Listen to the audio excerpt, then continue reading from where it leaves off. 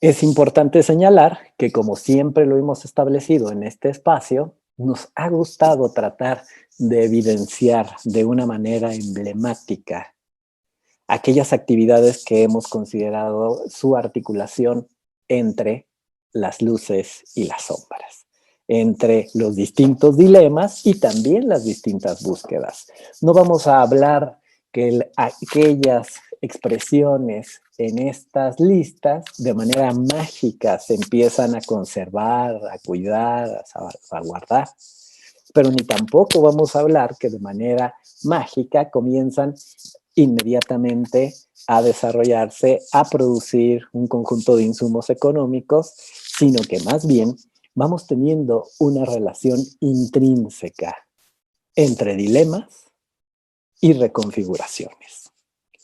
¿Cuáles han sido los aprendizajes que hemos visto de manera constructiva, de manera positiva, en relación con estas inscripciones de PCI? Pues obviamente hemos visto acciones de conservación, de cuidado. Estos establecimientos desde las instituciones de carácter federal, de carácter estatal y de carácter municipal, que muchas de ellas se han comprometido en el sentido de poder establecer presupuestos, de poder establecer espacios y agendas políticas donde esta clase de temas se conviertan en temas inevitables para el desarrollo de las culturas en términos locales. También hemos visto que ha existido un proceso de fortalecimiento al área de la investigación, de la organización comunitaria, de la protección. Vamos a establecer que para todas estas declaratorias articuladas con esta lista indicativa de PCI, todas ellas tuvieron que pasar por un proceso de investigación, por un proceso en el cual de una u otra manera, porque además tenemos 10 expresiones que tienen distintas características cada una, tuvimos que tener en cuenta un proceso de articulación en relación a la organización social de los portadores. Es importante que frente a esas posibilidades, la protección, la conservación, la salvaguarda, la generación de financiamientos, de insumos políticos y también de apoyos en términos de materia cultural, han existido. Sin embargo, y también procesos que se instalan en dos ámbitos que me parecen muy importantes y que los hemos estado desarrollando también en este curso. La divulgación, la educación y una cosa que nos parece indispensable para estas expresiones, el traslado generacional. Es interesante cómo muchas de las expresiones ligadas hacia el PCI están usualmente ubicadas en un sector de los adultos o de los adultos mayores o ya de los muy ancianos. Y es importante y me parece que también es indispensable tomar en cuenta cómo se fortalece ese tránsito entre las generaciones longevas y el interés por los niños y jóvenes en seguir practicando estos elementos vinculados hacia su cultura. Sin embargo, porque aquí en este curso nos gusta siempre hablar del sin embargo, vamos a establecer que existe un conjunto al interior de nuestro país de distintos estudios donde ya comenzaron a ver algunos elementos articulados hacia las problemáticas. Donde por un lado queda claro que este primer espíritu relacionado con la salvaguarda, con la conservación y con la articulación de las luces en materia del patrimonio, pues ha generado también otros procesos inevitables hacia la desigualdad, la discriminación y, digamos, la emergencia de nuevos actores en contextos locales. De ahí vamos observando que ya va quedando constancia en relación a las distintas formas alrededor de nuestro país, en las distintas regiones, donde esto va teniendo distintos niveles. Entonces, desde ahí hablamos ya no solamente de la inscripción, sino también hablamos de lo que sucede después de esa inscripción. Hablamos entonces de un dilema que se comienza a generar en relación a la articulación de nuevas formas de vivir y también de sufrir estas declaratorias en materia de PCI. No olvidemos que vivimos en un contexto cultural desigual y que esta desigualdad ha generado distintas formas y ha agudizado distintas problemáticas en relación, por ejemplo, a las transformaciones vinculadas con el uso del territorio, a las transformaciones articuladas con la inclusión de sujetos, ya no solamente en términos locales, regionales o estatales, sino ahora también en una articulación de sujetos globales, y que frente a una lógica de conservar lo que es nuestro en términos locales, tenemos un conjunto de retos, pero ahora en clave global. Vamos observando cómo a lo largo de estos procesos van existiendo transformaciones históricas, políticas, económicas y sociales. Cada una de estas inscripciones nos va mostrando también estas otras caras de nuestro país ligados hacia sus procesos históricos, sus relaciones interétnicas, así como sus formas en las cuales se distribuye o se acapara cierto tipo de recursos. Y ahora nos vamos hacia el otro tenor. Ya hablamos sobre el tenor de cuáles han sido estas luces que ha traído este proceso y ahora nos vamos hacia cuáles han sido los retos y riesgos que en distintas regiones y con distintos casos se han establecido. Esta articulación que le hemos visto desde los centros históricos y la arqueología en relación a el turismo como un motor de desarrollo económico ha acrecentado las brechas en términos de desigualdad económica y política también en las regiones donde hay una expresión caracterizada por el PCI. Vamos a establecer que esta voluntad de salvaguardar, de conservar, de organizar, de educar, también se ve frente a una amenaza de un endeble aparato legislativo, donde parece ser que desde el ámbito de lo federal, lo estatal y lo municipal, como lo veíamos en zonas arqueológicas y en centros históricos, existe un enorme abismo de ejecución normativa, generando también la inclusión de distintos intereses más allá desde lo local. Es como lo señalaba el maestro Guillermo Bonfil en la teoría del control cultural.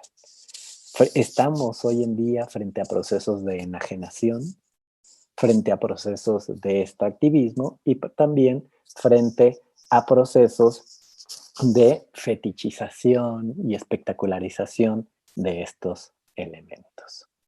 Es interesante que cuando hablamos usualmente, y este es un enfoque muy contemporáneo, de procesos extractivistas, siempre estamos estableciéndolo frente a grandes proyectos.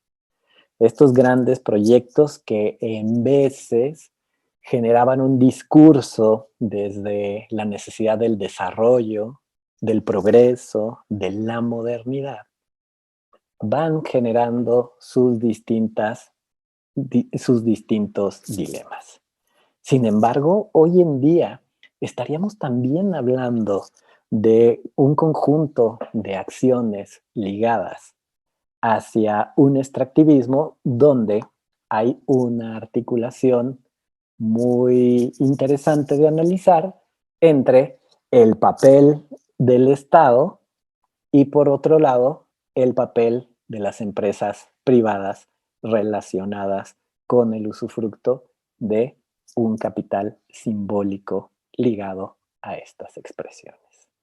Es interesante cómo vamos viendo a lo largo de las distintas expresiones de la lista indicativa, cómo este turismo patrimonial va creciendo año con año.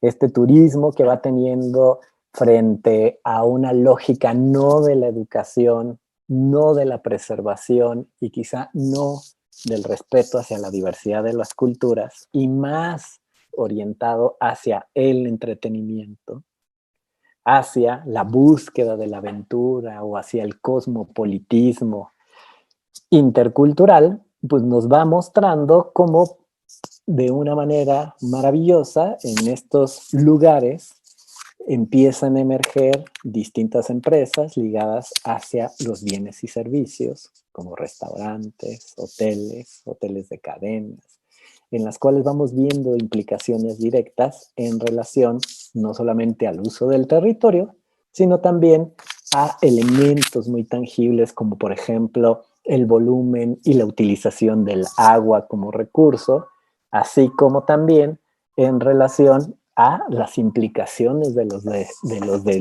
los desechos sólidos, como por ejemplo la basura, y la canalización de posibles aguas negras y sus residuos. Estas son algunas de las preguntas que han ido ligando ya no solamente a los investigadores que han trabajado estas expresiones a nivel nacional, sino que en muchos casos también los portadores se hacen estas preguntas. Los portadores se hacen estas preguntas en relación ahora qué va a suceder con sus prácticas, qué va a suceder con sus conocimientos, qué va a suceder con sus saberes. Cómo desde la lógica de la salvaguarda comienzan a ponerse en riesgo elementos afectivos, simbólicos, organizativos, naturales y también emancipativos en relación a estas declaratorias. Es interesante que cuando vamos viendo este tipo de preguntas, vale la pena establecer reflexiones profundas, sobre todo para no irnos con la inercia de que estas inscripciones a la lista indicativa son buenas o que estas inscripciones son malas. Lo que tenemos que observar son las distintas maneras en las cuales los colectivos les han hecho frente a estos retos.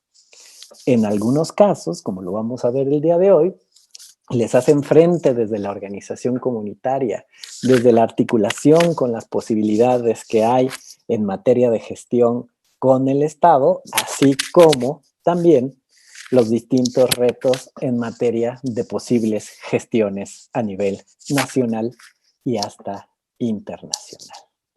Para nosotros, la pregunta relacionada con qué implicaciones tienen las declaratorias entre las relaciones sociales, económicas y políticas locales es una pregunta que no podemos dejar de mirar.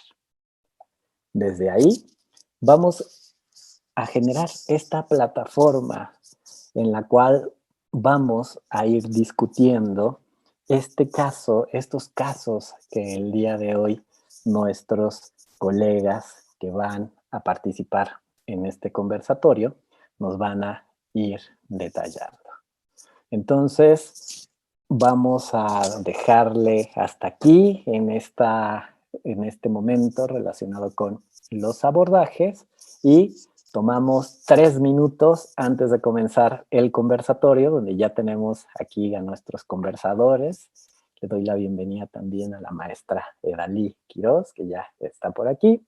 Nos vamos a tomar un tecito y comenzamos. Muchísimas gracias. Bien, bueno, vamos a continuar adelante con nuestra segunda sesión en relación a nuestro trabajo del día de hoy vinculado con las declaratorias de patrimonio cultural intangible entre la salvaguarda y el extractivismo.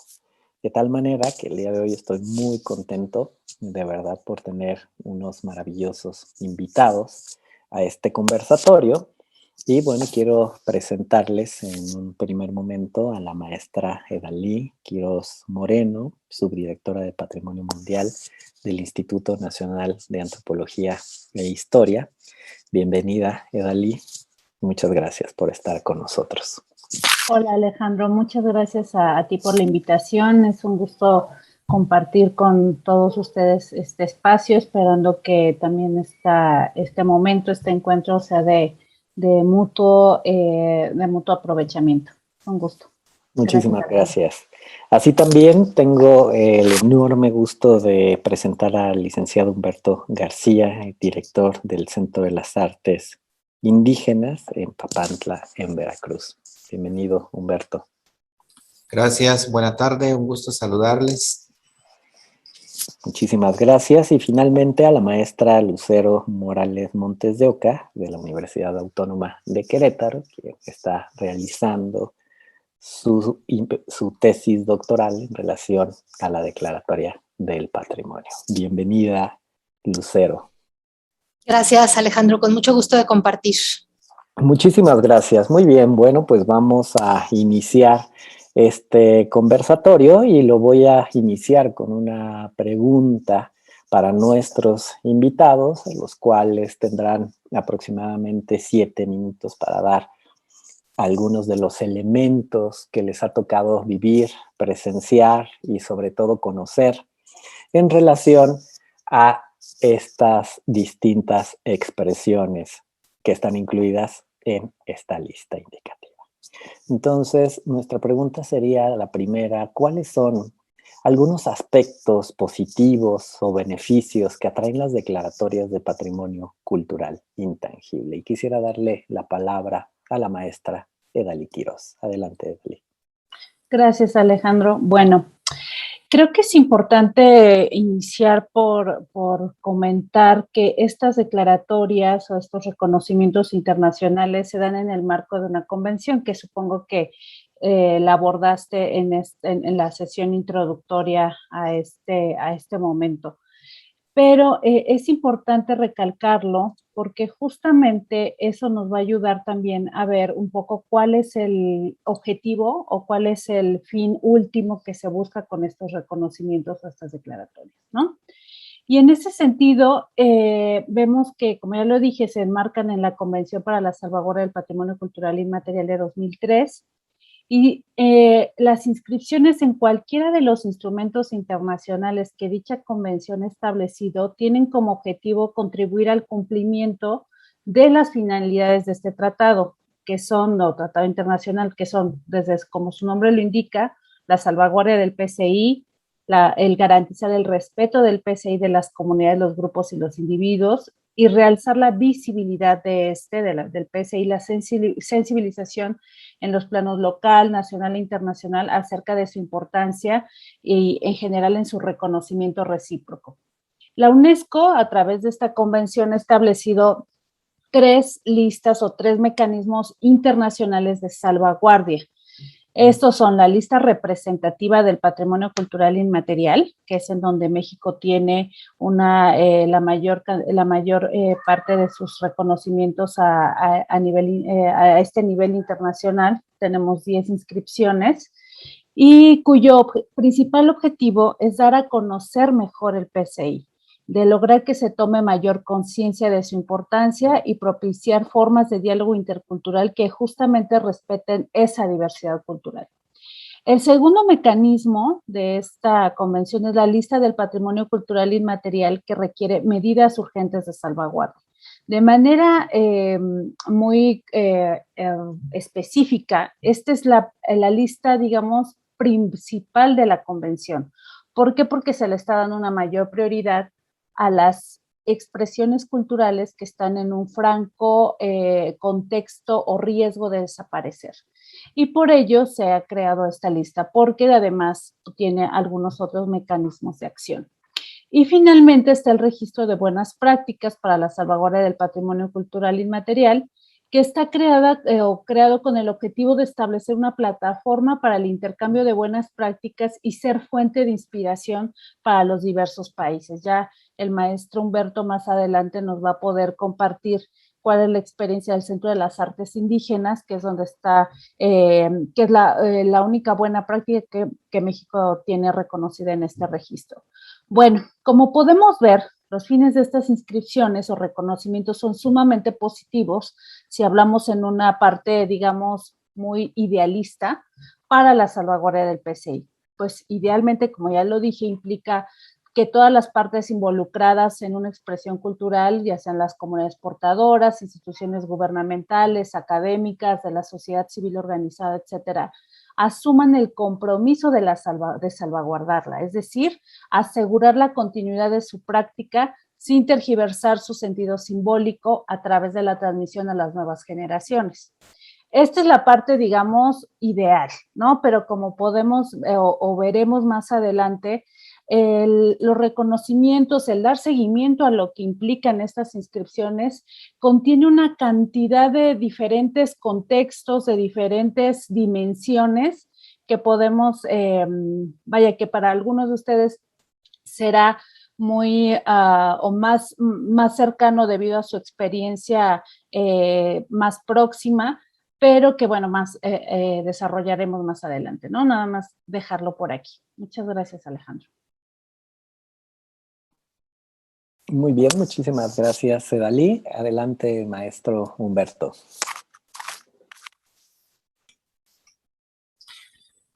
Bien, Kathleen, buena tarde a todas, a todos. En relación a esta declaratoria del Centro de las Artes Indígenas, para nosotros es Ixtashkafet Makashlawana, que refiere al esplendor de los artistas. Entonces, cuando hablamos del esplendor de los artistas y se da esta declaratoria del CAI en 2012, para nosotros es una manera de visibilizar, de mostrar al mundo lo que somos, lo que hacemos en este espacio del Centro de las Artes. En realidad para nosotros ha sido muy bueno, muy productivo la declaratoria. Una, porque apoya, abona, motiva, impulsa, sensibiliza aún más a los portadores. Si bien hemos vivido una experiencia como totonacas, como todo pueblo indígena, un proceso pues de resistencia, ¿no? De una vida un tanto difícil por todo lo que nos ha tocado pasar, vivir. Entonces, para las generaciones jóvenes, inclusive no tan jóvenes, practicar, seguir practicando, seguir valorando, revalorando el PCI, pues de repente hace unos años pues era muy difícil de hablar la lengua, de portar el traje. Entonces, con la declaratoria que alguien hacia afuera reconozca, como la UNESCO reconozca, le dé un grado de importancia a lo que nosotros hacemos, pues eso es motivacional y creo que eso es un punto de partida para los portadores. Es alentadora, es grato para las abuelas, para los abuelos, que se les reconozca sus saberes, que esas manifestaciones artísticas que acá tenemos sean valoradas hacia afuera. Para las abuelas fue mirarles el rostro de felicidad, pues eso motivó a seguir trabajando, motivó a dar continuidad a lo que de una manera se había dejado de hacer. Y en cuanto a nuestras autoridades, para nosotros sirvió como una llave de gestión, porque ahora ya no era el alfarero, el danzante, el músico, el médico que se presentara ante una institución y dijera, pues yo soy alfarero, yo soy partera, yo soy danzante, sino que ahora soy patrimonio, ¿no?, cultural de la humanidad y necesito que nos apoyen para la generación de condiciones favorables para practicando el arte. Entonces, a nosotros nos ha venido bien ser declarados porque el gobierno se pronunció para apoyar con becas, para apoyar a las abuelas, a los abuelos que tienen un conocimiento en la medicina, en la cocina, en la danza, en la alfarería, en el arte textil, en diferentes manifestaciones artísticas que tiene este pueblo. Entonces, por un lado eso, yo sé que hay mucho que hacer todavía en materia de gestión, pero la declaratoria nos ha servido como llave de gestión, y no solamente en lo financiero, sino también en lo científico, porque a raíz de ello, estudiosos, investigadores, tesistas han estado con nosotros queriendo conocer aún más esto que nosotros practicamos acá en el pueblo totonaco, porque también nos permite ahondar más en la profundidad del arte, que no solamente es la técnica, sino todos los elementos que conllevan, ¿no? Como la espiritualidad, las emociones, la economía, que también vamos estudiando, experimentando con el turismo. Entonces, es todo un tema que atrae esta práctica cultural que tenemos acá en el Totonacapan. Entonces, para nosotros ha sido bueno, así como también las comunidades, la comunidad misma, también valoro nuevamente al vernos a nosotros acá en este colectivo del Centro de las Artes. Las comunidades pues nos miran con bien, porque también en las comunidades reactivan nuevamente la práctica de la medicina tradicional, la práctica del arte textil, la cocina y todo lo que acá tenemos. Entonces vienen y ven y dicen, ah, miren, esto sí es bueno, esto abona a un desarrollo de la comunidad, de lo emocional, de lo físico, de lo económico, de lo social, de lo espiritual. Entonces, somos un ejemplo inspiradora para otros hermanos indígenas, no solamente totonacas, sino de otros pueblos del estado, inclusive del país y también del extranjero. Entonces, ha traído bien este reconocimiento, y a la par porque las abuelas y los abuelos los tenemos y son quienes nos aconsejan para manejarlo, cuidarlo, practicarlo, vivirlo de una manera digna. Entonces, entre complejo, entre fácil, es el camino que hemos surcado durante ya 15 años de estar en el Centro de las Artes Indígenas. Eso, seguramente más adelante comentaremos otros aspectos que nos ha tocado vivir acá. Muchas gracias, Humberto, y rescato mucho esta idea, ¿no? De no ha sido fácil, pero sin embargo el camino hacia esta revaloración, hacia el portar la identidad, la memoria con la dignidad, me parece que es una idea muy relevante que nos ha compartido el compañero Humberto. Muy bien, y le doy la palabra ahora a Lucero Morales. Adelante, Luz del Carmen.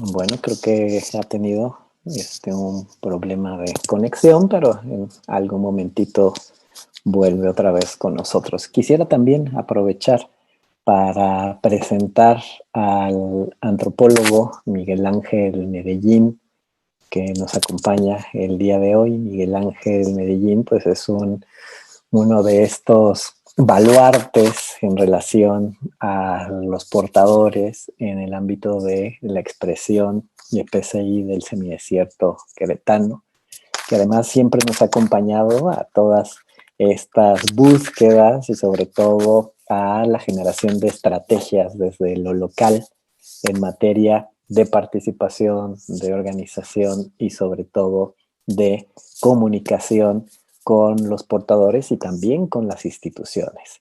Que yo creo que una de las cosas que nos hemos dado cuenta en los ámbitos, como bien lo señalaba Humberto, de gestión, es que no es una tarea fácil. Si de por sí para los urbanícolas, llamémonos así, articulados a las instituciones desde el punto de vista de su funcionamiento. No es nada fácil llevar adelante una gestión, un trámite, pues siempre estos grados de dificultad se van acrecentando en la medida de la diferencia cultural. Miguel Ángel, ¿qué tal? Hola, buenas tardes, Alejandro. Muchas gracias por la distinción aquí en este importante foro, el cual pues creo que desde luego también con el apoyo y la vinculación que hemos tenido siempre con ustedes, con Edalí, desde luego también un saludo para ella especial, pues hemos podido retomar muchas de las actividades que de alguna manera se han quedado o se habían quedado truncadas, y precisamente estos días vamos a darle continuidad a algunas de las acciones pues plasmadas en la propuesta del plan de salvaguardia, haciendo un análisis relacionado a lo que se ha quedado truncado en relación a pues precisamente el asunto de la pandemia, que ha afectado pues muchas de las expresiones culturales y de pues, la región de la declaratoria de los pueblos otomí chichimecas del semidesierto de Querétaro. Como tú lo mencionas, la parte de la participación ciudadana es fundamental en relación a qué hay que hacer, qué seguimiento se tiene que dar de las expresiones culturales, no solamente en términos de la tradición, sino también incluso de la participación política tan importante que se requiere para pues apuntalar un poco más todas y cada una de las formas de vivir la cultura en la región, y que bueno, en términos de este curso, de este taller, creo que nos brindan la oportunidad de generar una importante reflexión en relación al patrimonio cultural. Y la declaratoria es de lugares de memoria y tradiciones vivas de los pueblos otomí chichimec, que es pues ahora sí que muy compleja en términos de la participación incluso pues de los demás municipios, y que incluso hemos visto en algunos casos el nulo interés de otros municipios por este tema en particular. Y reiterarte mi agradecimiento, Alejandro, y a Lina, desde luego, por todo también lo que hemos podido estar trabajando juntos, y desde luego que pues yo de lo personal también pues funjo como un vínculo también con vínculo institucional hacia los propios demás compañeros portadores de la tradición, sean cocineras, sean artesanos, sean músicos, sean ejidatarios, pues ahora sí que nos hemos encontrado con un amplio universo de gente que también está interesada en la preservación del patrimonio. Muchísimas gracias, Miguel Ángel, no solamente por estar aquí con nosotros compartiendo, sino también por permanecer a lo largo de los años, a lo largo de los trienios y de los sexenios, siempre con ese compromiso, ¿no? No solamente con la figura de la política, sino también con la figura cultural y social del semidesierto. Muchísimas gracias. Le damos la palabra a la maestra Luz del Carmen. Adelante, Luz del Carmen. Gracias, Alejandro. Pues ante la pregunta de cuáles son los aspectos positivos o los beneficios que atrae las declaratorias, en realidad a mí me surge una pregunta más, ¿no? Que es como positivos para quién, positivos desde dónde, positivos para qué también. Y bueno, como la invitación a esta clase en particular es complejizar el discurso del patrimonio, imaginándolo o leyéndolo desde los aspectos del extractivismo, como extractivismo de baja intensidad, un poco como tú lo mencionabas, pues me cuesta trabajo encontrar los balances entre los beneficios y las continuidades, ¿no? O los beneficios y las controversias, porque bueno, pues las declaratorias no se juegan en canchas parejas, en canchas equilibradas. Entonces, antes de hablar de los beneficios, pues quiero poner sobre la mesa 3 actores El primero, pues, que es la comunidad local, que es la que produce y reproduce la cultura. El segundo es la clase empresarial, que tiene, pues, de algún modo como información privilegiada, en el sentido de que saben que se declara, saben que pueden hasta especular de algún modo con los bienes culturales al momento en que se nombra o se anuncia una declaratoria. Tienen además los medios para poder invertir, para poder transformar, etcétera. Y bueno, el Estado, ¿no? El Estado, que si bien su función es el equilibrio entre estos dos actores, pues al final se mide también en indicadores económicos, en el desarrollo o el crecimiento del municipio o del Estado. Entonces, en ese sentido, pues tampoco es neutral en cuanto a qué preserva y qué no preserva, sí, qué privilegia y qué no privilegia cuando hablamos de preservación de la cultura o de salvaguarda. Entonces, bueno, habiendo puesto estos tres actores y bueno, recalcando un poco lo que decía Idalí, que en realidad las declaratorias de la UNESCO, su fin es la preservación y la salvaguarda, ¿no? En el documento de la declaratoria del semidesierto solo aparece, que son así 320 páginas, no sé, solamente aparecen 2 veces la palabra turismo. Es decir, en realidad la declaratoria como tal o la inscripción en la lista de la UNESCO no tiene este fin inmediato de convertirlo en turismo, pero de algún modo, cuando la declaratoria toca el terreno, se convierte en turismo muchísimas veces. Y el turismo tiene su propia complejidad, que no voy a mencionar ahorita, porque la intención es hablar primero como de estos aspectos positivos. Entonces, como pensando en el para quién y para qué y desde dónde,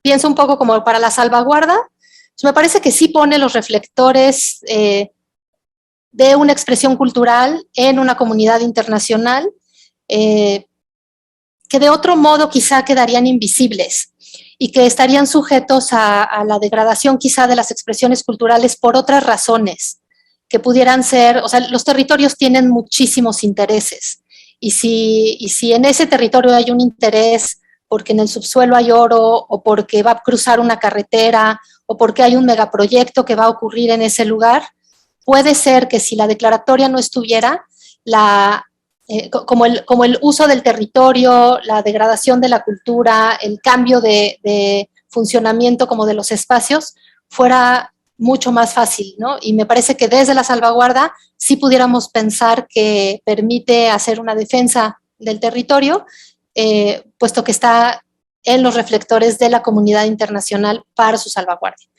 Entonces, desde ese fin creo que es como una medida pertinente, positiva, que le abona como a la defensa del espacio, del territorio y de la cultura. Pues pienso como en la clase empresarial, pues se le abre una oportunidad de mercado, que es el turismo, que busca, por un lado, saber qué es lo que la cultura puede ofrecer como producto de consumo, pero además tiene la posibilidad de invertir en los gustos que el turista busca. Es decir, la población local lo que va a hacer es hacer y reproducir la cultura desde la cotidianidad y no necesariamente desde la mercantilización, pero la clase empresarial lo mira desde la mercantilización, entonces puede aprovechar el espacio cultural para ofrecer cosas como comida internacional, cafés gourmet, qué sé yo, hoteles de gran turismo, aventura, etcétera, ¿no? Como todo esto otro que el turismo que llega espera y busca y que quizá la pura práctica local no le ofrecería. Además tienen un poco la avanzada en la información. Acá en el semidesierto, en encuestas que hemos hecho en años pasados, es mínima la población de las localidades que sabe que su territorio está dentro de una declaratoria de la UNESCO. Así es que, bueno, pues de entrada no llevan la información de avanzada para poder hacer algo o detener al turismo o regularlo o apropiárselo o nada, pues, ¿no? Solo quedan como los segundos actores o los terceros que se enteran de las declaratorias y cuando se enteran es porque quizá ya tienen encima una infraestructura que ha sido dispuesta para el aprovechamiento de la cultura como mercancía. Y bueno, el tercer actor que menciono, el segundo actor que menciono es el Estado, bueno, pues se le abre esta posibilidad de movilizar desde lo económico y de potenciar desde lo económico los bienes culturales, recaudar impuestos, en fin, ¿no? Dar permisos para construir y todas estas cosas. Y pues desde ahí parece que el Estado se beneficia. Y creo que de manera paralela sí hay una oportunidad de reivindicar los aspectos de diferencia cultural y de riqueza cultural de los estados. O sea, me parece que hay este doble juego.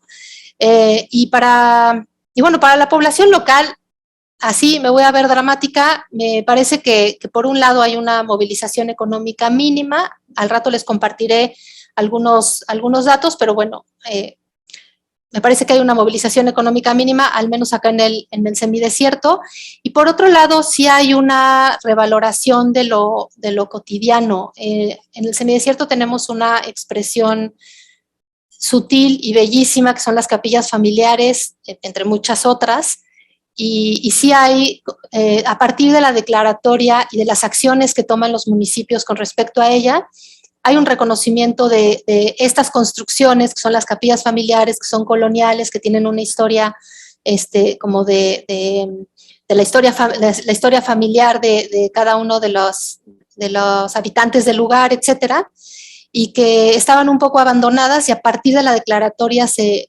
reaviva como el interés de su preservación, de la práctica ritual, etcétera.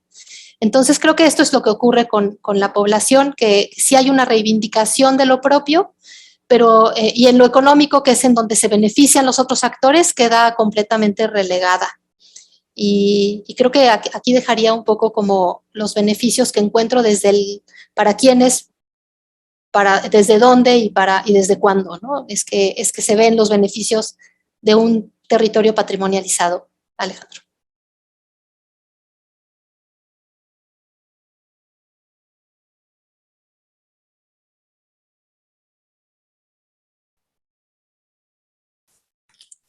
Muchas gracias, maestra. El doctor Alejandro tuvo ahí algunos problemas de conexión, pero pues vamos a continuar con nuestra mesa, y la siguiente pregunta sería: ¿cuáles son las controversias que emergen de las declaratorias de patrimonio? Bueno, supongo que vamos a mantener el orden con el que empezamos, ¿no? Por favor, por favor. Claro que sí. Bueno, pues justamente Luz del Carmen creo que ya habló de varias controversias que son las que han resultado de estas declaratorias. En realidad también yo combinaría entre entre que fuera una controversia, pero también muchos retos, porque aparte de lo que nos comentaba el maestro Humberto respecto a este camino que no ha sido fácil, también se suman muchas otras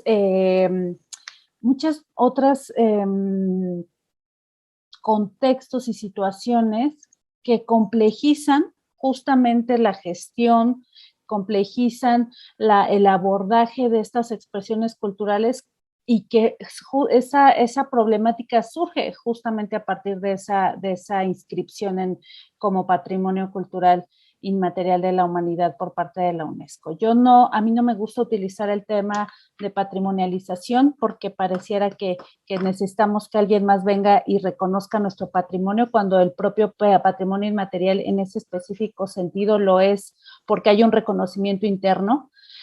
Pero sí, definitivamente hay muchísimas situaciones que han generado, creo que a partir también de una puesta en marcha de un mecanismo como son estos que originalmente, como lo comenté en un momento dado, en mi primera intervención, se dan en el marco de esta convención y son establecidos con ese fin, como un mecanismo internacional, un reconocimiento internacional que lo que va a ayudar es a dar visibilidad al patrimonio inmaterial, y ello va a generar procesos de salvaguardia. Eso es como una mirada muy, hasta pareciera simplista del acercamiento que se le da a este tipo de inscripciones. Desde mi particular punto de vista, creo que fueron, como ya lo decía, echados a andar de una manera muy temprana en la historia de la convención, porque sí se dejaron de lado diversas aristas que justamente nos remiten a cuáles,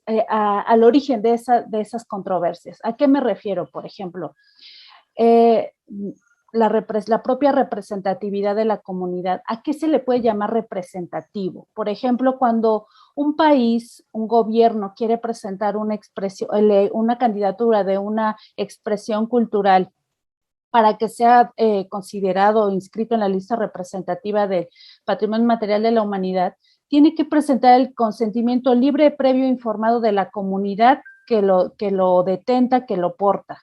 Pero en ese sentido, ¿de qué manera se pueden medir cuál es la representatividad? ¿Están firmando todos los implicados? Por ejemplo, ya lo comentaba Luz del Carmen con el caso de los lugares de memoria y tradiciones vivas de los pueblos otomichichimecas.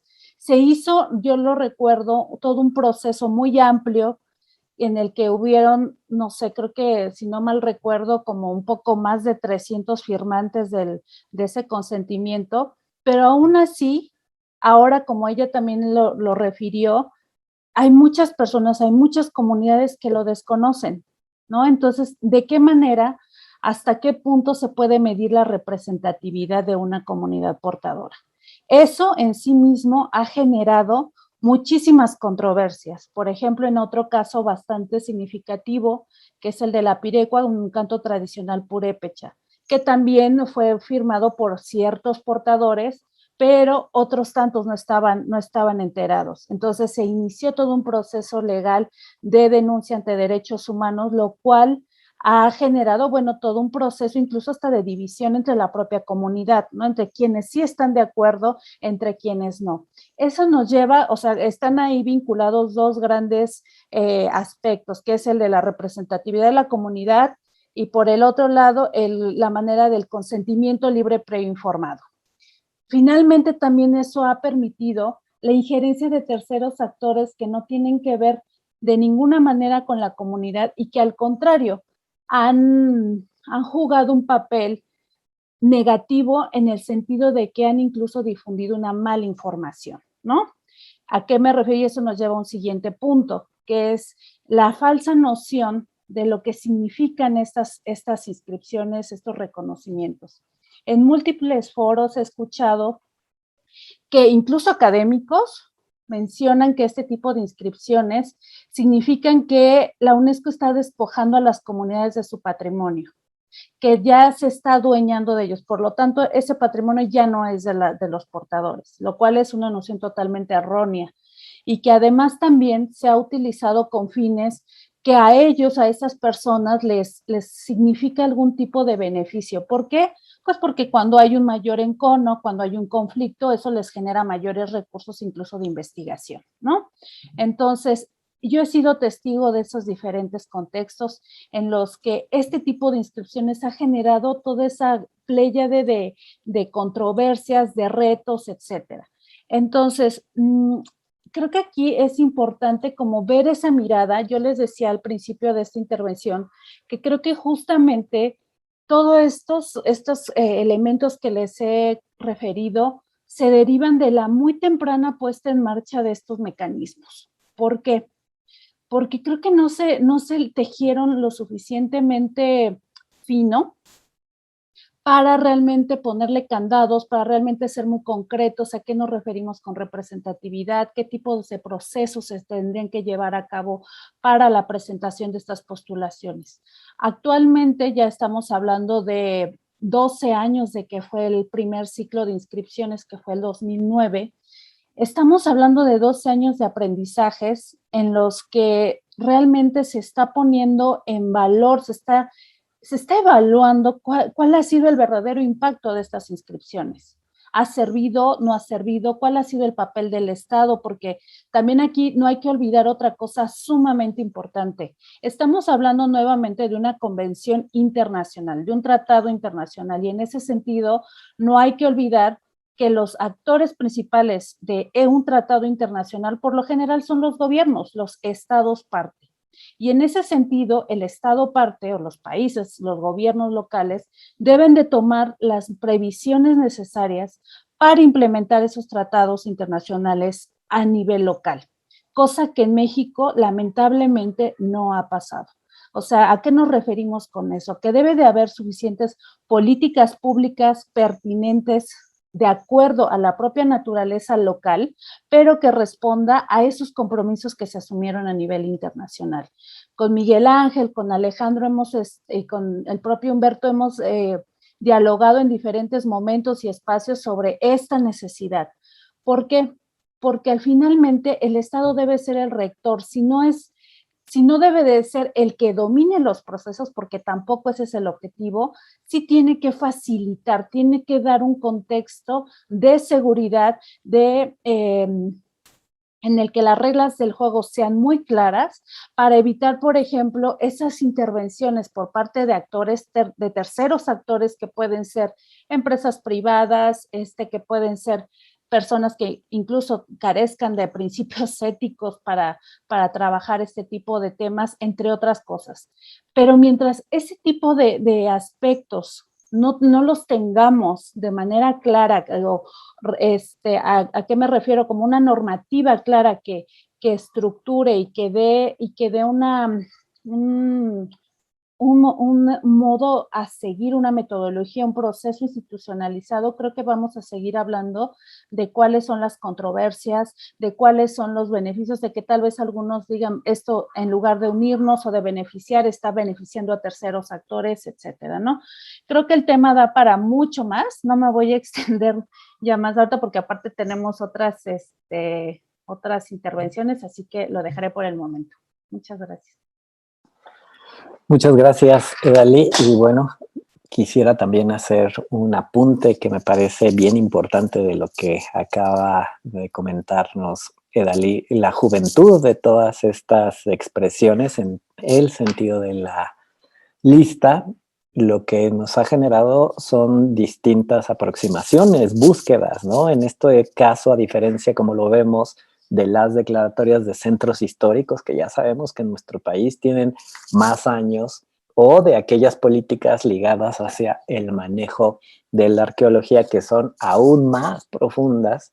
Vamos viendo que cuando hablamos de PCI, lo que tenemos que tener en cuenta es los retos que existen al interior de sus posibles manejos. Muchísimas gracias, Edalí.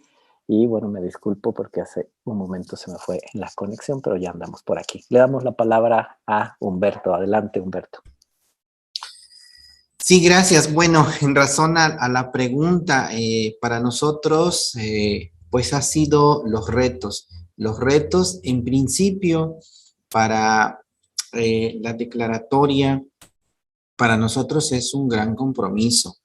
En los inicios de la creación del expediente para este tema de la declaratoria, pues fue un trabajo de las abuelas y los abuelos, los portadores, quienes decidieron ser partícipes, estuvieron en todo el proceso de la creación del expediente. A partir de ahí iniciamos, si bien siempre se ha hecho desde la comunidad, pero desde el CAI, a pensar en la lengua, a pensar desde la lengua totonaca, para con ello darnos el punto de partida, lo que representaría para nosotros tener un reconocimiento de esta naturaleza. Entonces, no ha sido fácil, no ha sido sencillo, pero ha sido muy importante reencontrarnos con nuestro propio rostro en este proceso de regenerar nuestra cultura. Es decir, nosotros mismos, como portadores del PCI, tendríamos que sentirnos partícipes, tendríamos que fortalecer este sentido de identidad, esa valoración, esa reapropiación, ese amor hacia nuestra cultura. De no ser así, estaría muy vulnerable, ¿no? Tenerlo en un escenario tan, pues tan gustoso de conocerlo, de practicarlo o de aprenderlo, pero si nosotros tenemos conocimiento de lo que representa nuestro patrimonio, no solamente desde la técnica, sino desde la parte profunda, ¿no? Porque toda manifestación artística para nosotros como totonacas y seguramente para los otros pueblos tiene un sentido espiritual. Entonces, es ahí donde la consejería de las abuelas y los abuelos nos encaminan a que esto es algo sagrado. Este patrimonio debemos de saber cuándo, cómo, con quién, para qué se comparte, cómo se comparte, con quién se comparte. Entonces, sabiendo eso, pues ha sido todo un proceso de diálogo, ha sido aprender a dialogar en la propia lengua con nosotros mismos, los jóvenes, los no tan jóvenes, los niños, las abuelas, conocer nuestra historia, saber nuestro presente, visualizar nuestro futuro, nos ha dado la oportunidad de caminar este andar en la creación del arte. Entonces, no ha sido fácil porque hay resistencia inclusive con los propios, ¿no? No ha sido sencillo, pero convencidos de que el arte es un elemento sensible que toca tejidos profundos del ser humano, entonces hemos encauzado los surcos hacia ese bien vivir a través del arte.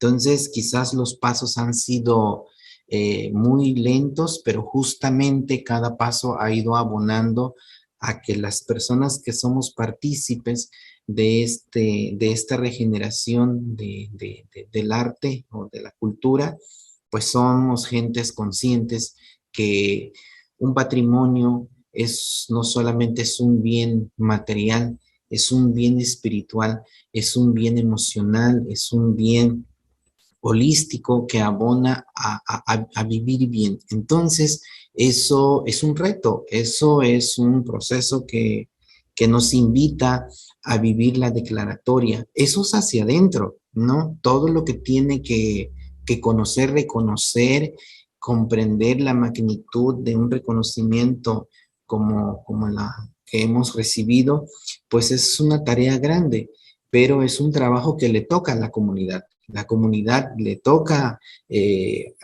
conocer su propia cultura, ¿no? Aprender a ser totonaca, aprender a ser indígena, ¿no? A pensar. Entonces, no es sencillo, pero los resultados han sido muy buenos. A partir de ahí, los retos que tenemos para el turista, para la comunicación de mundos en los temas políticos, en los temas de gobierno, nosotros sabiendo hacia dónde vamos, de dónde venimos y a dónde estamos, todo lo demás va fluyendo, ¿no? Lo que sí, sí, lo que no, no. Hay cosas que en el camino hemos sabido qué cosas pueden ser negociables y qué cosas no pueden ser negociables, qué cosas están en discusión y qué cosas pues se tienen que respetar por derecho. Entonces, pero ese es un proceso que vivimos nosotros, los nietos, los que de una u otra manera tenemos más o menos letras que las abuelas y los abuelos. Entonces, el camino ha sido gratificante con los logros que hemos encontrado, pero gracias a las abuelas, a los abuelos, a los tíos, a los jóvenes, a las personas que no están adentro, pero que los sentimos muy cercanos, y esos pues son los que de una u otra manera nos respaldan, nos apoyan en este caminar. Han sido retos muy difíciles, pero han sido buenos los resultados. Nos damos cuenta hoy por hoy que con la declaratoria pues falta mucho por hacer en materia legislativa, falta mucho, ¿no? Más que un pronunciamiento, pues la inversión, ¿no? Finalmente, eh, todas estas expresiones artísticas requieren de una inversión. Tristemente, en los tiempos en el que estuvo su apogeo, las expresiones artísticas que practicaron las abuelas, pues el campo tenía otras condiciones. ¿Y por qué refiero al campo, la milpa? Porque muchas de las expresiones artísticas, sus elementos, sus herramientas, vienen del campo. Entonces, si hoy ya no tenemos un clima que provee de la semilla, de los frutos, de los árboles, del agua, de la tierra y todo, pues entonces también se va perdiendo ciertos elementos, ¿no? Del arte. Entonces, eso no está a nuestro favor, no está acabado al 100, pero sí hay carencia en esos temas, ¿no? De la agricultura, que es parte de la cultura. Casos como esos, ¿no? Entonces, ha sido un proceso justamente de regeneración cultural. Nos falta mucho el camino de la reflexión, nos falta mucho por seguir en este proceso de nuestra regeneración cultural, pero los retos han sido importantes, nos han abonado, no nos han encaminado hacia otro rumbo, seguimos en pie, no una lucha contra alguien, porque no hay enemigo, todo es bueno, porque todo nos indica aprendizaje, ¿no? Inclusive los gobiernos, afortunadamente nosotros, nos ha tocado gente sensible que se ha sumado y nosotros les hemos dado a entender que son facilitadores, que son puentes, ¿no? Que nos pueden acompañar en este proceso, pero no son quienes deciden los procesos internos del pueblo. Hay acuerdos que se toman con el pueblo. Me ha tocado pues hacer el alto, porque nosotros para llevar a cabo algún tema tenemos que dialogarlo con las abuelas y los abuelos, y nuestras autoridades han sido respetuosos en ese proceso. Un ejemplo claro, la dirección que hoy represento, pues la decidió el Consejo de Abuelas y Abuelos y así lo comunicó al gobierno del estado. El gobierno del estado dijo, respetemos la decisión de la comunidad totonaca. Y bueno, pues aquí estamos. Falta mucho por hacer, pero entre retos y grandes logros, pues es el camino que hemos surcado acá en el Centro de las Artes Indígenas. Muchísimas gracias, Humberto, por esta interesantísima experiencia que han tenido en el Centro de las Artes. Y bueno, aprovecho para comentarles que aquí en el chat les he cargado un archivo de una maravillosa revista que además nuestra querida maestra Dalí tiene a bien coordinar desde su espacio dentro del INA, de esta dirección vinculada con el patrimonio. Esta es la revista Heréditas, que se las recomendamos mucho. Hay bastantes temas relacionados con el tema del PCI, sus retos, sus distintas posibilidades, y aquí les estamos dejando el número vinculado con el año 2019. Muy bien, entonces le damos adelante la participación a Lucero. Gracias, Alejandro. Pues yo voy a pasar de la poesía a los datos, ¿no? Sin duda, después de escuchar a Humberto como con toda esta reconstrucción a través de lo comunitario, quiero dejar claro que la experiencia que yo voy a compartir o los datos que voy a compartir tienen que ver con una parte de lo que ocurre en el semidesierto en Querétaro, que seguramente tiene características muy distintas, ¿no? Como cada una de nuestras regiones en México. Entonces, en ese sentido, pues los datos que pongo sobre la mesa son parciales, puesto que solo hablan como de un pedacito de la región del semidesierto. Estoy comparando el pueblo de Bernal, que quienes están familiarizados con él tienen vista a la peña, es el pueblo que tiene vista a la peña de Bernal, y el comparativo es con el pueblo de San Antonio de la Cal, que es el otro pueblo que comparte la vista de la peña.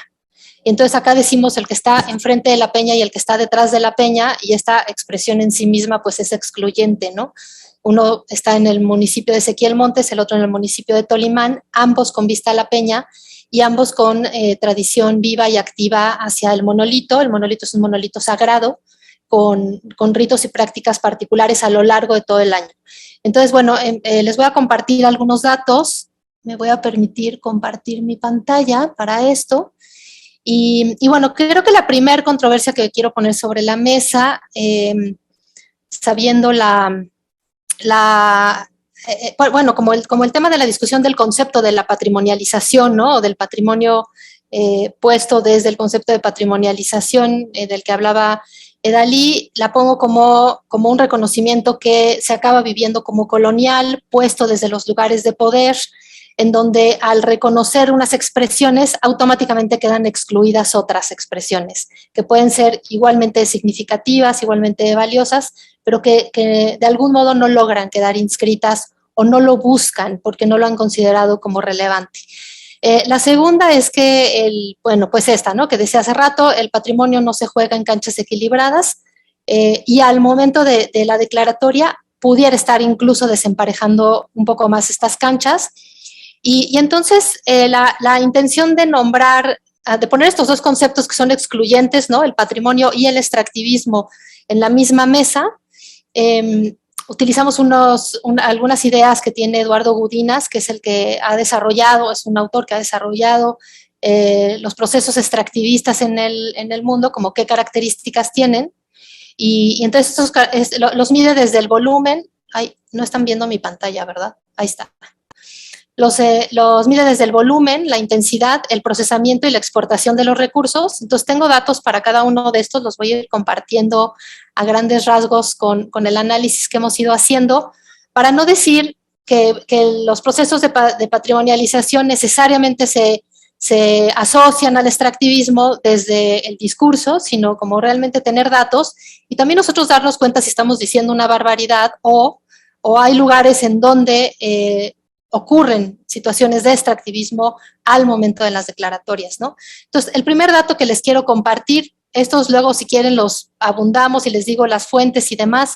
La población de Bernal tiene cerca de 4,000 habitantes. En un fin de semana promedio llegan 45,000 habitantes al pueblo. Es decir, hay un aumento de la población flotante que está habitando el lugar de 1,134%. O sea, yo creo que cuando ya empezamos a hablar de, la población aumentó 30% el fin de semana, 50%, bueno, creemos que hay una capacidad de carga que puede ser controlable. Cuando hablamos del 1,134%, así el desgaste en las calles es muy significativo, el desgaste de los espacios, pero el desgaste de la cultura también. Hay una expresión en Bernal que son los escaloneros, son quienes pues mantienen el espacio sagrado del monolito, suben a la peña en 4 ocasiones en el año. No hay manera que ellos puedan llevar a cabo este rito con tranquilidad, con un aumento de población sobre la peña del 1,134%. No hay manera que ese rito sagrado se mantenga sin erosionar, ¿no?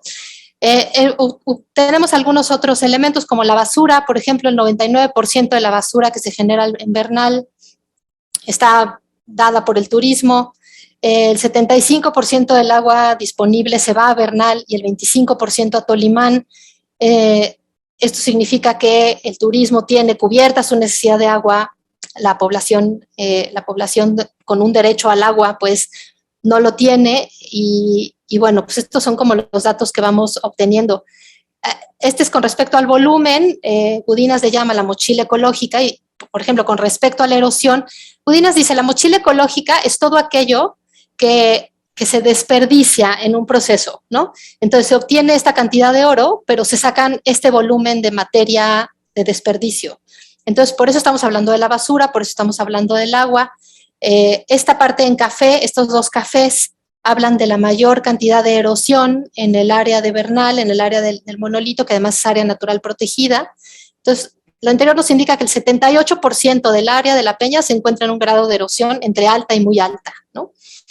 Este es otro dato que a mí me parece así delicioso por controversial. El pueblo de Bernal tiene 5 declaratorias de diferente índole, ¿no? Como patrimonio de la humanidad, como pueblo mágico, como área natural protegida, dentro de las cuencas hidrológicas y como geoparque, no sé qué. Y al mismo tiempo tiene 9 concesiones del subsuelo para empresas mineras. Todo el territorio de Bernal está concesionado con concesiones activas de mineras nacionales e internacionales y canadienses. También, si quieren, luego les paso el dato de quién es y cómo está esto de la minería. Entonces, es como súper controversial. Por un lado, tenemos todas las declaratorias posibles para este espacio, reconociendo la cultura y el trayecto del pueblo, y por otro lado, mañana puede llegar una empresa y acabar con ello, ¿no? Este dato me interesó ponerlo. Déjenme, hay algo que pasa que tengo aquí, eso. Esta es la intensidad de la que habla Gudinas. Se nos ocurrió poner el dato, ¿no?, del INEGI, de los servicios de esparcimiento culturales y deportivos. La primera gráfica lo que nos dice es la cantidad de negocios que están puestos en Tolimán y en Ezequiel Montes, que son los que colindan con los municipios que guardan la peña. Entonces vemos, por ejemplo, Tolimán, que tiene un crecimiento de cantidad de negocios de esparcimiento, pues como bastante orgánicos, de acuerdo a la población, ¿no? Miren cómo van cada uno de los censos. Y de pronto tenemos en la zona de Bernal, que es Ezequiel Montes, aquí ocurre el Pueblo Mágico, aquí ocurre la UNESCO, y hay un aumento importante de la cantidad de negocios que venden cultura, ¿no? Las operadoras turísticas, lo que hacen tours, etcétera. Pero donde me parece que el dato es súper claro es en los millones de pesos que genera. Entonces estamos viendo que Tolimán, los operadores de turismo, los que venden algún tipo de esparcimiento, obtienen esta ganancia, ¿no?, en los censos. Y miren la diferencia en el momento en que la UNESCO, en el que queda declarado, ¿no?, como Patrimonio de la Humanidad. Hay un 1.150% de diferencia entre los millones de pesos que gana Tolimán como producto del turismo en cuanto a esparcimiento y cultura y lo que gana Ezequiel Montes en estos diferentes momentos. Hicimos también acá este otro dato que es interesante, que tiene que ver con los servicios inmobiliarios. Esto, por ejemplo, esto de Tolimán, lo que nos habla de Tolimán es que la gente pone un letrero y vende su casa. Acá significa que son inmobiliarias, ¿no?, que venden casas en la zona de Bernal, en la zona de Ezequiel Montes. Y de nuevo la diferencia cuando hablamos de dinero es increíble y espectacular. Quien está familiarizado con la zona de Bernal, miren despuesito del Pueblo Mágico que está acá, se llena de fraccionamientos alrededor del pueblo de Bernal, y sí tiene que ver con la mercantilización del espacio cultural, del espacio sagrado, ¿no? Hay un 1.042% de diferencia. Y esta es la última que les muestro, habla como del comercio al por menor, porque esta tiene que ver con el destino de los recursos, que es el último elemento del que habla Gudinas, ¿no? Volumen, intensidad, el otro no lo recuerdo, y destino. Y lo que dice Gudinas es que hablamos de extractivismo cuando los recursos que se generan salen de la comunidad, es decir, la comunidad no se ve beneficiada con ellos. Me voy a tomar un minutito más solo para explicar esta gráfica. Entonces estamos viendo que el comercio al por menor, es decir, las tienditas, los negocios, lo que se vende en el día a día, Tolimán guarda como esta proporción casi siempre de manera constante, a diferencia de Ezequiel Montes, pero de nuevo lo que vemos cuando hablamos de las ganancias, del dinero que entra, pues hay un 1.113% de diferencia. Esto de lo que nos habla, después de ambos reconocimientos, el Pueblo Mágico y la UNESCO, es que este es el negocio local en Tolimán, o sea, es la tiendita, las artesanías, lo que la gente ofrece, pero este es el bar hipster que está vendiendo una comida por 3,000 pesos. O sea, la diferencia en millones de pesos sí tiene que ver con que hay un actor externo que, subido en el discurso de la cultura, puede comercializar de manera muy rentable el espacio. Entonces, por eso vemos esta diferencia en esta gráfica.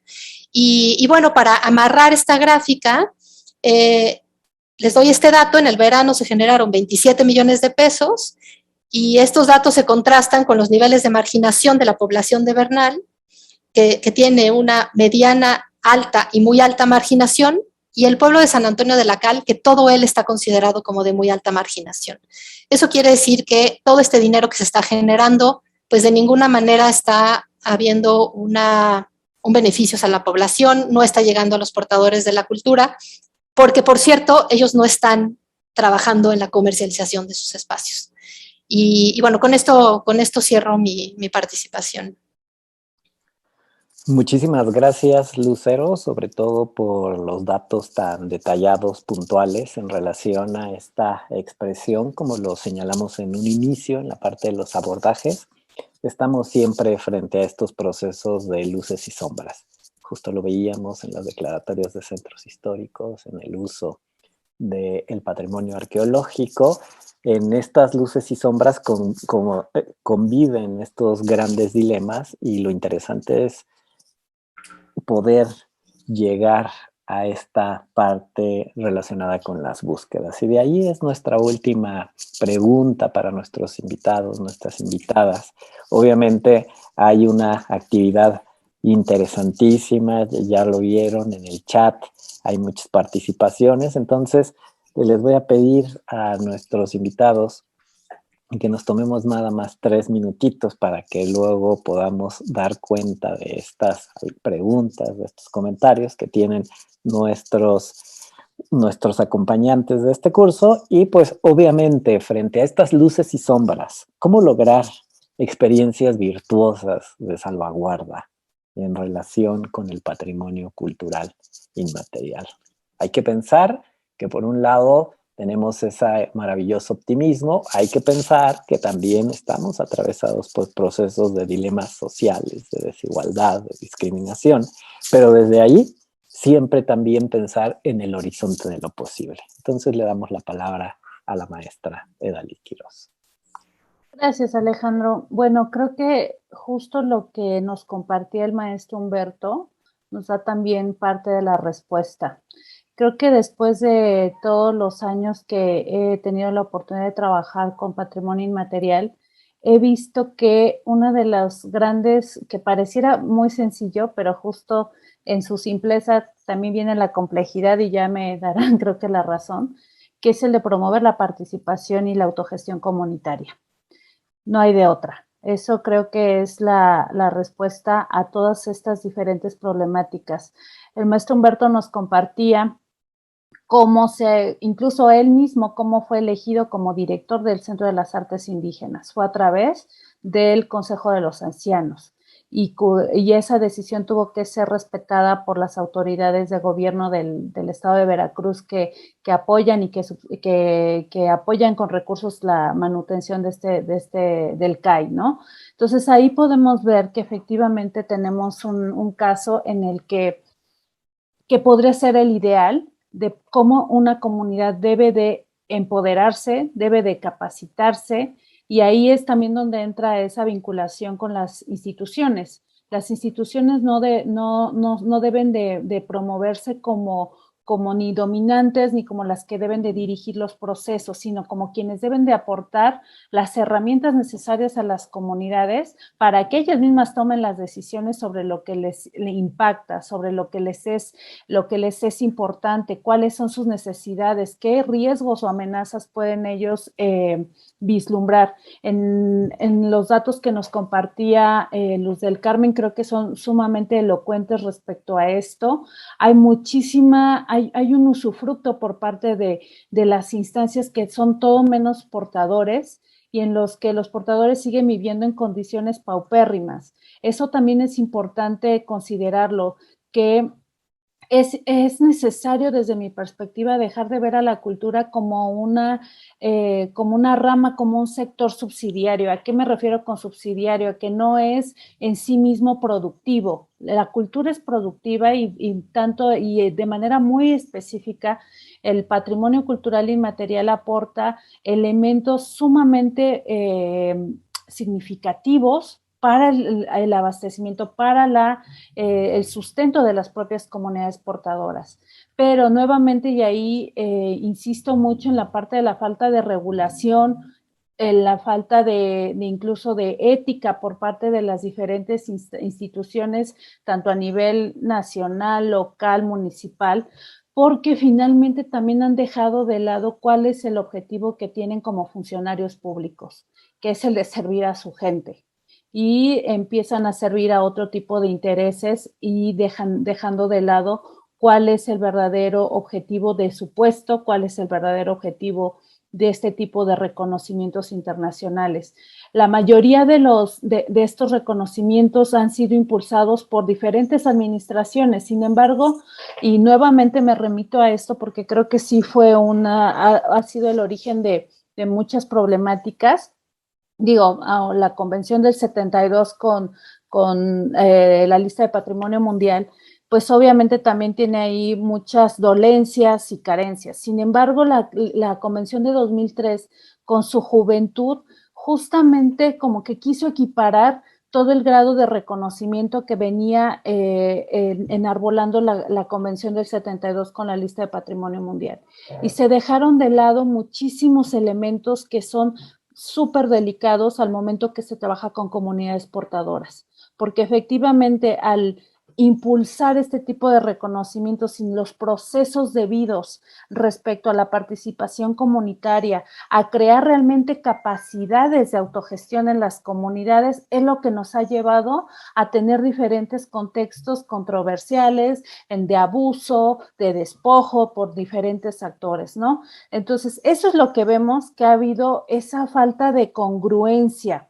La convención en estricto sentido tiene un fin muy noble, si lo vemos como desde el papel, etcétera, y desde el objetivo o fin último. Tiene un objetivo muy, muy noble. Sin embargo, la problemática es cuando ya se empieza a implementar. ¿Por qué?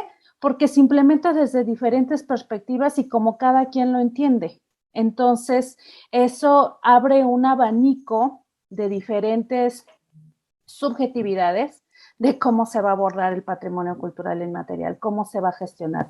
Yo, desde mi muy particular punto de vista, creo en ese sentido que justo está la creación de capacidades autogestivas de las propias comunidades, lo que puede detonar diferentes experiencias o procesos virtuosos de salvaguardia. No hay de otra. Nosotros con los diferentes procesos de seguimiento que llevamos a cabo con las distintas expresiones que ya han sido reconocidas en la lista representativa, tratamos de impulsar eso, esa creación de capacidades autogestivas, que también asuman la corresponsabilidad que les toca. Eso creo que también es sumamente importante, ¿no? Dejar o que dejen de lado más bien la idea de que el Estado es el que les debe de aportar todo. No, también son generadores de cultura y también son generadores de respuestas y de estrategias que defiendan su cultura y su patrimonio cultural. Lo dejaría por aquí, Alejandro. Gracias. Sí, muchísimas gracias, Edalí. Como ya se estarán dando cuenta, tendríamos que armar como otras 2 o 3 sesiones sobre el tema, ¿no? Pero bueno, es justo esta la iniciativa, dejarnos como con un primer acercamiento en relación a estas controversias, pero también siempre dar cuenta de las posibles búsquedas. Le damos la palabra a Lucero para un comentario de un par de minutitos, Lucero, de cierre, para darle lectura a algunos de los comentarios que los amigos y amigas nos han escrito aquí en el chat. Por favor, Lucero. Sí, gracias, Alejandro. Pues 3 cosas. Una, apoyando lo que dice Dalí, me parece que el plan de manejo es un recurso interesante, sobre todo si está sostenido en la consulta. La consulta de ley no es suficiente, o sea, la verdadera consulta, pues, ¿no?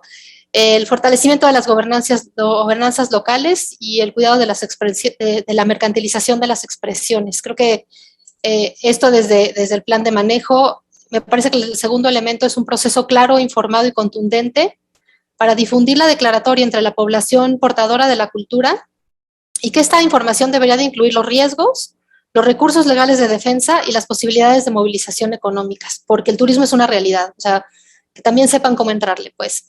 Y la tercera, eso como el turismo como realidad, que generara elementos de balance, ¿no? Entre lo local y lo ajeno, como instrumentos legales, elementos fiscales de reparto, en fin, reglamentaciones como qué tipo de turismo queremos, qué capacidades de carga soporta una expresión, respeto a los lugares y fechas sagrados, ¿no? Los escaloneros deberían de tener preservadas 4 días al año que no entre el turismo, 4 días, 4, no es nada, ¿no? El turismo entra todo el año y la apropiación de esto de quienes lo han preservado, ¿no? Creo que estos serían los 3 elementos. Agregaría uno último, perdón, un minuto, tener una visión crítica siempre, como si es un elemento, no es un elemento neutral los procesos de patrimonialización, ¿no? Entonces tener siempre esta visión crítica de van a ocurrir cosas cuando una expresión queda inscrita en una declaratoria. Eso es todo, pero falta Humberto.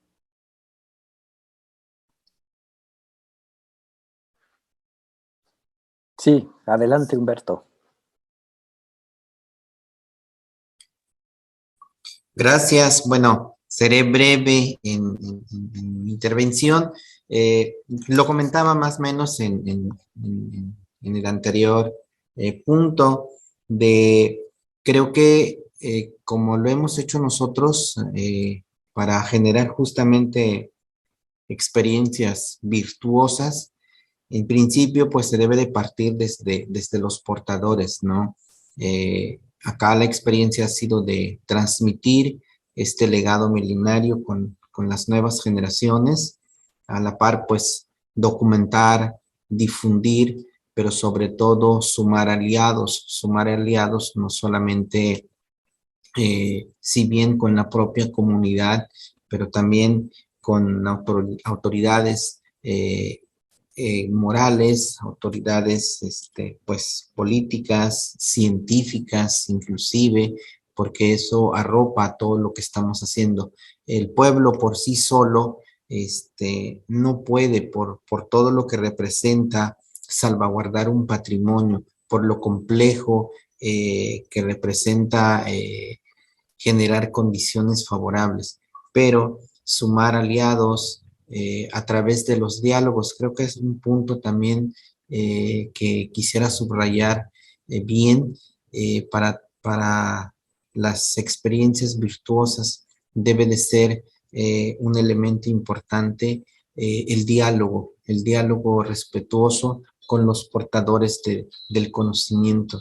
Entonces, a partir de ahí, pues podemos caminar los surcos que queremos, ¿no? Porque es un quehacer grande por todo lo que implica atender, pero creo que partir del diálogo, partir de la suma de esfuerzos, partir de la experiencia propia, del amor propio, que aunque pareciera romántica mi intervención, creo que la médula central para profundizar, para encauzar los surcos, es ahí donde está, no la parte de inicio, ¿no? Si desde el principio generamos estas condiciones internas, para lo que venga, el tronco está firme. Si la comunidad no conoce, no reconoce, no sabe para dónde, es muy fácil, es muy vulnerable que el turista venga y le diga, yo quiero una prenda así. Yo quiero que me dances 2 minutos, yo quiero que me bailes aquí, la autoridad, yo, ¿no? Entonces, pero si la gente sabe lo que representa, sabe lo que significa, sabe qué, cómo, cuándo, dónde y por qué de su patrimonio, sabrá responder también inclusive de manera diplomática, de manera prudente, decir un sí o un no. Pero eso se logra a través del diálogo con los portadores, también hacerle ver realidades de fuera, de cómo viene la globalización, de cómo se vive cuestiones de derecho, un sinfín de temas que creo que es importante, como lo hemos hecho nosotros, acercarles a los portadores, mostrarles el rostro de fuera, y eso también a ellos les permite saber en dónde están, qué es lo que representan, qué es lo que significan, ¿no? Ellos, siendo portadores de un PCI. Más o menos es lo que podría yo comentar en relación a estos puntos virtuosos que pues se requiere cada vez más generar para seguir conservando los PCs. Muchísimas gracias, Humberto, por esta reflexión en relación a tu experiencia, y le doy la palabra a Edalí, que tiene su manita levantada. Sí, gracias, Alejandro. Nada más para hacer una precisión general, creo que es importante distinguir cuáles las diferentes nomenclaturas que existen para referirnos a las diferentes dimensiones del patrimonio. El plan de manejo se refiere específicamente a ese plan de conservación, pero del patrimonio, digamos, construido o tangible. Y cuando hablamos de patrimonio cultural inmaterial, tenemos que referirnos a un plan de salvaguardia, que en estricto sentido se trata de la construcción de una hoja de ruta respecto a los diferentes trabajos que se van a realizar respecto a una expresión, y básicamente se parte de la idea de un acuerdo entre los diferentes actores que se involucran con esa práctica. En ese sentido, la base total para la elaboración de esta hoja de ruta, de este plan de salvaguardia, es la participación comunitaria, pero definitivamente también tiene que haber un acompañamiento institucional y de los diferentes actores que se pueden involucrar con la práctica, ¿no? También aquí, no sé, si por ejemplo la propia comunidad identifica como un actor principal o tal vez no principal, pero sí que puede ser importante en algún momento del desarrollo de la práctica, el que haya, no sé, empresarios o diferentes sectores de la industria empresarial, etcétera, también pueden integrarse, ¿no? Pero eso al final todo se va a derivar de esa participación comunitaria, de esa definición de quiénes, con qué y cómo se van a hacer las cosas desde la comunidad en acompañamiento de las instituciones. Nada más quería precisar eso. Muchas gracias, Alejandro. Muchas gracias, Edalí. Y en esta última vuelta de comentarios, creo que tanto Edalí como Luz del Carmen y como Humberto han dado posibles pistas a esta pregunta que hace aquí en el chat Oliva Solís, en relación a esa delgada línea, ¿no? Y esa delgada línea que va, y ahora retomando esta metáfora, desde lo virtual, desde la virtud hacia el vicio, ¿no? Desde justo como en esta delgada línea la falta de protección, la falta de acompañamiento, el justo ofrecer a un mercado global, obviamente con distintas desventajas y ventajas para unos y para otros, pues establece que esa delgada línea además se convierta en una línea situacional, relativa y sobre todo discrecional en cada una de las experiencias. Así también creo que en esta última vuelta han hecho las compañeras y Humberto alusión al papel que tiene que tener el gobierno en relación a estas expresiones, ¿no? Un gobierno que debe de abrir estas posibilidades para ampliar las capacidades en términos organizativos, educativos y autogestivos. Creo que lo que hemos visto, lo que ha hecho énfasis Humberto, pero también otras expresiones donde los portadores han asumido la responsabilidad cultural. Quizá suene muy repetitivo de mi parte este pensamiento del maestro Guillermo Bonfil, pero él habla que cuando los colectivos, las comunidades se responsabilizan de lo suyo, tienen más posibilidades de la autogestión. Y me parece que desde allí es esta forma no solamente de mostrarle al resto de la sociedad una característica que vaya más allá del entretenimiento, sino también que tenga que ver con comprender el patrimonio intangible como una forma educativa de respeto y sobre todo de una posibilidad de una construcción más amplia, más robusta de sociedad desde sus puntos de vista interculturales.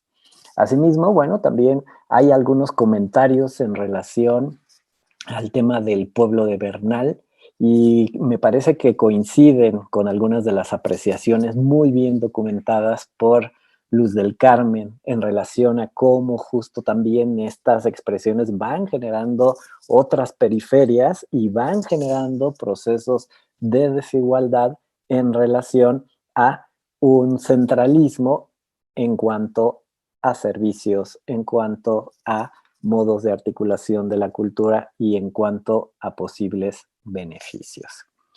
De tal manera que vamos viendo cómo a lo largo de las distintas participaciones, por ejemplo, de Carolina, que siempre nos aporta desde el caso de la península, ¿no? Como en este caso lo maya, ¿no? Se va vendiendo lo maya como una forma también de mercadotecnia, en el caso de Tulum, pues tiene que ver con la dirección de un producto cultural, como lo señala Jonathan Friedman, para un tipo de consumidor.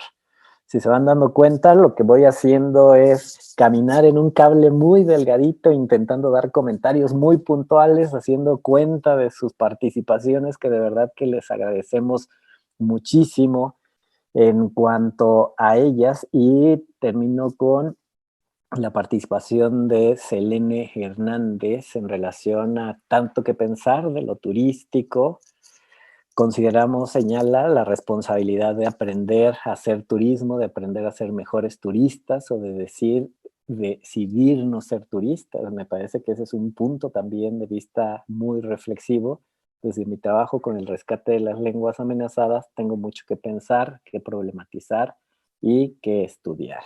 Después de ahí tenemos múltiples agradecimientos, obviamente, a nuestras dos conversadoras y a Humberto. Creo que todos los que estuvimos compartiendo el día de hoy estamos infinitamente agradecidos con ustedes. Ha sido una maravillosa sesión donde nos vamos dando cuenta que hay mucho que aprender, pero también hay mucho que aportar en materia de patrimonio cultural. No me queda más que agradecerles de verdad enormemente a mis queridas amigas, colegas, que nos ha tocado trabajar juntos, que nos ha tocado aprender juntos, ¿no? Porque también estamos en estos procesos de aprendizaje. Edalí, Luz del Carmen, y también Humberto, que siempre es maravilloso escuchar su palabra, sus metáforas. Como dice Humberto, hay que fijar el surco muy bien para que la planta crezca fuerte, florezca y le dé a las generaciones identidad y memoria de esta gran diversidad cultural que hay en nuestro país.